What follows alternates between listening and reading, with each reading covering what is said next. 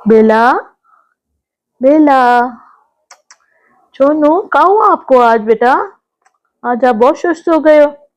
अस्सलाम वालेकुम गाइस, ये मेरी बेला है और ये आज सुबह ना मुझे मिल नहीं रही थी, तो पता चला ये हमारी छत से साथ वाले पड़ोसियों के घर जाके गिर गई है। दरअसल ऊपर ना कबूतरों को दाना डालते हैं ना छत पे, कौवे भी आते हैं, कबूतर भी आते हैं, तो ये ना उनके पास चली जाती है, उनको देखने के लिए काफी काफी देर बैठ के देखती है। लेकिन मुझे नहीं पता था आज इसने छलांग ही मार देनी साथ वाले पड़ोसियों के घर जाके ना ये गिर गई है। तो बस दुआ करें ये सही रहे, अल्लाह पाक इसको सही कर दें। आप लोग भी दुआ करें इसको कुछ भी ना हो। मेरी बहुत प्यारी बेला है, बहुत प्यारी बेला है मेरी, मेरी बहुत प्यारी शहजादी है ये। ओके, अल्लाह हाफिज गाइस।